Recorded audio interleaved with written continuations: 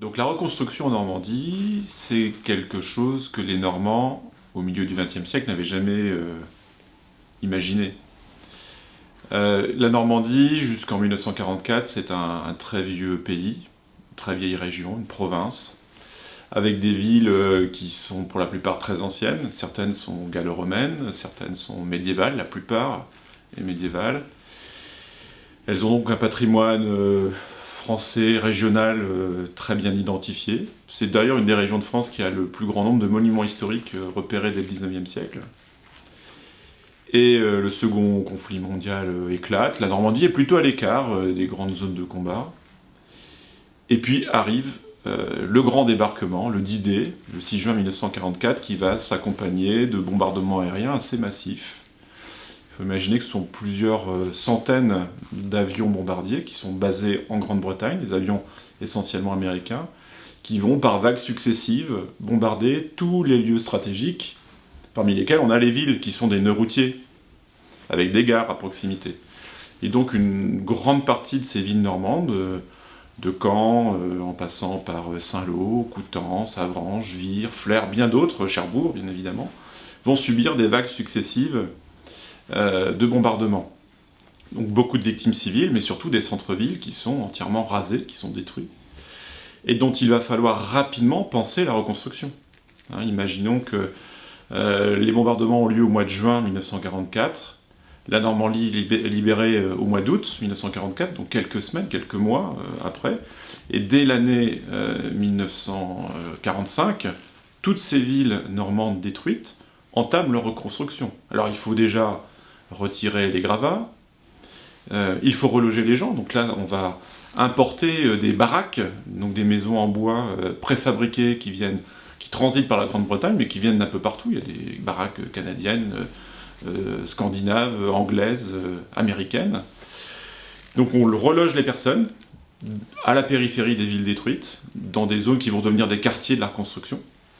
Et surtout, on commence à repenser cette reconstruction. Et chaque ville normande va bénéficier d'une reconstruction assez typique. C'est pour cette raison qu'on ne verra pas une reconstruction identique à Vire, à Saint-Lô ou à Avranches. Et donc ces villes normandes vont se doter d'une nouvelle identité, en perdant leur identité ancienne, médiévale. Elles vont se doter d'une identité qui est une identité architecturale de la reconstruction, avec des immeubles résidentiels, des logements collectifs, des bâtiments administratifs aussi. Il faut aller à Saint-Lô pour découvrir cette grande cité administrative préfectorale, pour voir comment ces villes se sont transformées de manière assez radicale.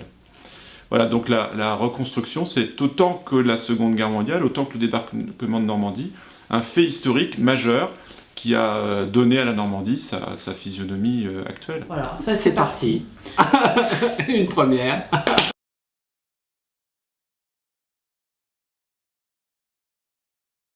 Bon, tu veux un peu de thé, Elisabeth? Oui, avec grand plaisir. Un thé vert du Vietnam. Parfait. Merci beaucoup. Ah, alors j'en ai un peu versé à côté, je suis pas encore bon à marier. Non. Tant pis. Je m'appelle Andy Warhol et je viens de manger un hamburger. Oui, non, pardon. Je m'appelle Jean-Claude et puis on va prendre le thé. Voilà. Et je suis dessinateur en archéologie et j'habite dans cet appartement depuis très longtemps. On va pas compter le nombre d'années, ça fait un peu plus de 30 ans. Voilà. En fait, je reçois souvent dans la cuisine. Donc là, on tourne dans la cuisine aussi. C'est une pièce plus conviviale. Je trouve ça plus convivial que les grands salons. Voilà, tout ça. La cuisine d'origine a été fermée et aujourd'hui c'est une cuisine ouverte sur le séjour puisque des précédents propriétaires ont cassé des parois. Donc je pense que nous à l'avenir on essaiera d'explorer un peu cette piste, d'ouvrir l'arrière, ce qui dénaturera pas vraiment la maison parce que c'est la façade qui se voit le moins de la rue et ça donnerait sur une petite partie du jardin qui n'est pas la partie principale. Et en même temps c'est celle qui capterait le mieux la lumière. Il n'y a pas de geste architectural, il n'y a pas de matériaux intéressants, mais on est sur une architecture modeste, prototype de la reconstruction. Et bien faite, bien pensée, bien faite. À la fois, c'est un joli objet en soi, et pour un architecte, ce qui est un peu qui gratte à l'endroit où on a envie de s'exprimer, c'est qu'on sent qu'il y a une possibilité d'extension en hauteur. C'est-à-dire que les architectes ont toujours tendance à vouloir se projeter dans des projets, et même si je construirai sans doute jamais l'extension, je l'ai de nombreuses fois imaginé, j'imagine. D'ailleurs, ton salon est en fait un atelier Oui, en ce moment. ouais. Et le salon est petit, il est dans une chambre. Voilà. Et la salle de bain est dans la salle de bain? Oui. Il y a un an, j'ai pas tout modifié quand même. Et en fait, j'ai pas modifié grand chose dans cet appartement, puisque j'ai pas abattu de cloison, j'ai pas tout ça, j'ai laissé tel que. Il n'y a pas de point d'humidité, il n'y a rien, quoi. C'est sain, quoi. Donc à part le double vitrage, et après, ben voilà, les travaux à faire. Mais sinon, non, le sol, il restera pareil. Je n'y touche pas, ni la verrière. Si je dois la changer, je remettrai le même style. Comme ici, c'est pareil, même au niveau de la hotte, dans la cuisine. Je vais garder ça. Et repeindre la hotte au niveau plutôt en noir que... Voilà. En bleu ciel. Voilà, c'est ça. C'est pas trop ma couleur. Je ne changerai rien. Donc, quand j'ai acheté l'appartement et que j'ai vu son état quasi originel, j'ai voulu aménager d'un point de vue mobilier l'appartement avec du mobilier qui racontait l'histoire d'après-guerre. Et à l'époque où j'ai acheté l'appartement, je ne connaissais pas l'histoire de René Gabriel. Je l'ai appris après coup, par des amis communs. À l'époque, donc après-guerre, l'État a missionné certains designers pour dessiner du mobilier et confier ce mobilier aux familles dont le patrimoine avait été complètement rasé et démoli par les bombardements. Et donc beaucoup de familles en Normandie ont été dotées de meubles dessinés par ce designer, René Gabriel. Et donc moi j'ai cherché à m'équiper. Donc j'ai trouvé cette commode, ce très beau meuble que j'ai acheté, qui a été retapé par celui à qui j'ai acheté le meuble.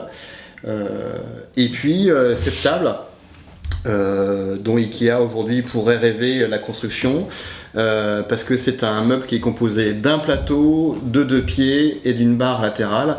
Tout est démontable, c'est un système de cheville en bois. On le démonte en 30 secondes et ça se range dans une pièce. Donc c'était déjà une réflexion très avancée de ce qu'on pouvait faire en design, mais avec une vision d'ingénieur. Je me souviens, étant petite fille, il y avait un chausseur au rez-de-chaussée qui était réputé, c'était le chausseur de Saint-Lô, la boutique Niobé. Et ce qui est amusant, c'est que ça a dû fermer dans les années 2000 et eux, ils étaient là depuis la reconstruction. Et pour la petite histoire, en fait, moi, quand j'ai... à un moment donné, ils faisaient des travaux dans les combles et en fait, on est monté et on a vu toutes les archives de Niobé. On a récupéré du mobilier qu'ils allaient foutre à la benne parce que l'agence immobilière nous a dit si vous voulez vous servir, allez-y, faites-vous plaisir. Et donc j'ai une petite étagère dans ma chambre qui vient du magasin Niobé, donc je trouve ça assez sympa parce que je me dis que ça n'a pas quitté l'immeuble. C'était assez drôle, c'était un peu la caverne d'Ali Baba. Bon, aujourd'hui il n'y a plus rien du tout, mais j'ai entendu des gens dire qu'à Saint-Lô, comme les cheminées, les gens étaient encore un peu traumatisés de la vie, c'est-à-dire qu'on s'est retrouvés sans chauffage, donc tous les appartements de la reconstruction, en tout cas à Saint-Lô, ils ont quasiment tous une cheminée ou en tout cas une arrivée pour un poêle. La cheminée, j'ai eu beaucoup de mal aussi, je me disais, ah, qu'est-ce que c'est moche. Puis au final, j'ai réussi à l'habiller de manière un petit peu rigolote. Et maintenant, je la trouve chouette. C'est un endroit que j'ai tout de suite aimé. Dès que je suis entré dans l'appartement, il y a tout de suite des choses qui m'ont plu. Les persiennes qui sont si difficiles à entretenir, la cheminée que j'aimais bien, tout ça. Et la disposition, les proportions des pièces, tout ça, j'ai tout de suite accroché à cet appartement. Est-ce que par exemple, là, le plan de travail, l'évier, avant il était plus bas. Et le fond là, sous la fenêtre, l'espace était plus intéressant que ce qu'il est aujourd'hui. Là aujourd'hui c'est un peu trop étroit pour que ce soit chouette, quoi. C'était plus chouette avant. Donc là, Voilà. Mais malheureusement, quoi, enfin, on peut pas vivre dans un musée. Enfin, si, on peut vivre dans un musée, mais j'avais pas envie de vivre dans un musée non plus, quoi. Alors, l'évier était un peu bas et la baignoire était un peu haute. Bon. Avant, pour la petite histoire, on habitait la maison d'à côté. Et en fait, on était locataires et on a acheté la maison de nos voisins. Voilà, donc on sait qu'elles sont toutes différentes et on sait que plus on avance dans la rue, plus les maisons sont grandes. On a aménagé les Au combles, début, il y avait 3 chambres. voilà, donc c'était Il y avait insuffisant 2 pour enfants, nous. ça allait, mais après, Voilà. il y a Et 3 voilà. enfants, du coup, on a Je suis aménagé les arrivée, combles. j'ai vu l'ambiance. C'est clair. Voilà, après on n'a pas apporté de grosses modifications, voilà, on s'est arrangé avec l'existant, voilà, si on a doublé les murs, voilà, donc ça a supprimé aussi, il y avait tous les angles de plafond étaient en arrondi, c'est du plâtre, donc était très lézardé, parce que c'est vrai que ça supporte assez mal les variations de température, donc c'est que du placo maintenant, c'est pas facile de refaire des plafonds en plâtre, ça coûte cher. Moi je m'y suis testé, c'est pas facile de le faire soi-même, ça marche pas. Donc voilà, c'était une reprise simple et efficace. En fait, on a vécu une histoire avec cette maison qui s'est adaptée à nos modes de vie, et puis en plus on a été propriétaire occupant, mais aussi on l'a mise en location. Et pendant 3 ans, puisqu'on est parti, et du coup on la retrouve en tant qu'occupant. Et on aime sa configuration, sa luminosité, mais aussi son emplacement, puisqu'on est tout près de la gare, avec le train qui va directement à Paris. Et du coup, on a ce qu'on apprécie vraiment ici, c'est la luminosité, tout en ayant la proximité des services et du train et du calme et de la verdure. Donc c'est un peu de la campagne en plein cœur de ville. Ouais. C'est exact. Maintenant, on a cassé les murs, mais les pièces ne sont pas très importantes à l'origine quand elles ont leur cloisonnement initial. Donc tant pis, on chauffe avec un poêle à bois. Alors comme tout le monde fait un peu ça, et que nos voisins de la mitoyenne voulaient aussi casser le mur porteur en même temps que nous il y a 2 ans, on avait quand même une inquiétude sur le fait que nos deux maisons ensemble cassent leur mur porteur, et il y a eu un ingénieur béton qui a dit quand même très attention, parce qu'il ne faudrait pas que vous vous retrouviez tous avec la maison sur la tête. Puisque ces maisons avec des pièces de petite taille incitent forcément les jeunes familles à casser comme c'est aujourd'hui.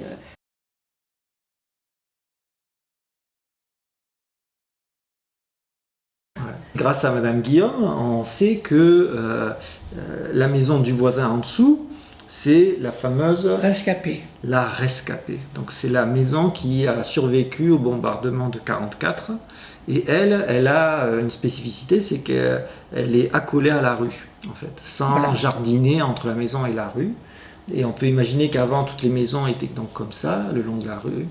Et à la reconstruction, les maisons, elles ont pris 4 mètres de recul par rapport à la rue pour pouvoir faire un jardinet, une zone, construire moins près, donner des fenêtres moins près de la rue. Et donc le voisin d'en dessous, c'est le dernier qui a sa maison en proximité de rue et du trottoir. Ouais, je peux... Yes, you can. Merci. C'est facile, on peut tourner en rond dans cet appartement. C'est l'avantage. Ou c'est un inconvénient, je ne sais pas. Quand on voit les photos aériennes du Havre en pleine reconstruction, tout est vide ici et celui-ci commence à monter. Donc c'est très grand. Hein. Il y a 2 chambres, donc c'est un très grand appartement. Un T3 pour près de 90 mètres carrés, c'est pas du tout les standards actuels. Avant, j'habitais en centre-ville, mais dans un des rares bâtiments qui avait survécu aux destructions. À la limite, je préférais habiter dans un des rares bâtiments survivants que dans un des bâtiments de la reconstruction.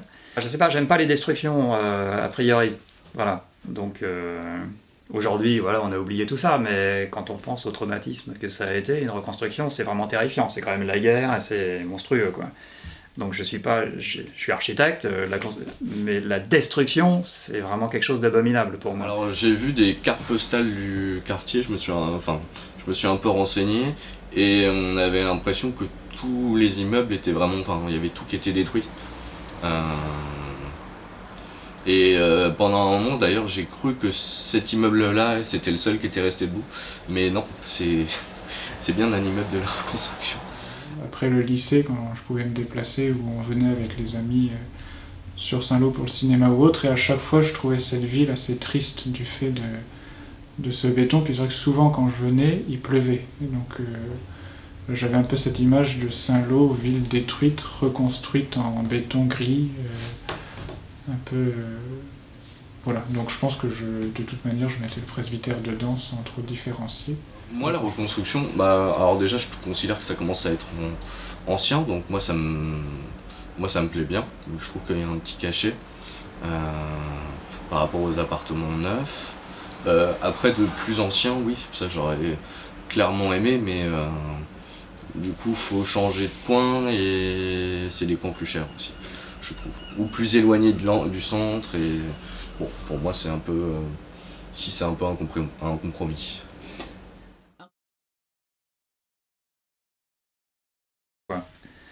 Mais le vrai problème, c'est l'isolation phonique dans ces appartements. C'est ça la difficulté. Parce que là, l'intervention est lourde, beaucoup plus onéreuse et complexe. Parce que le faire quand c'est dans un bâti qui est occupé par les habitants, c'est pas simple. Mais à mon avis, le jeu en vaut la chandelle.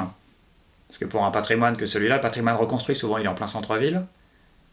Et pour ici, en fait, tout est génial ici, sauf l'isolation phonique. Donc c'est la seule chose à régler. Et s'il faut investir de l'argent, c'est là-dedans. Ah oui, oui, c'est très très sonore.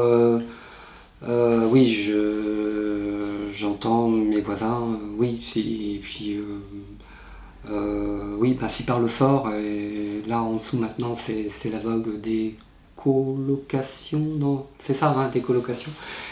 Du coup, c'est des Jones qui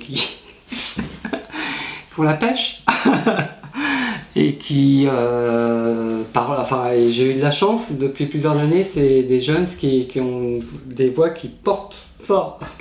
Même quand ils parlent pas fort, quand ils le font pas exprès, ils parlent fort. Ils ont des voix qui résonnent bien. Donc, j'en profite. Non, mais bon, voilà.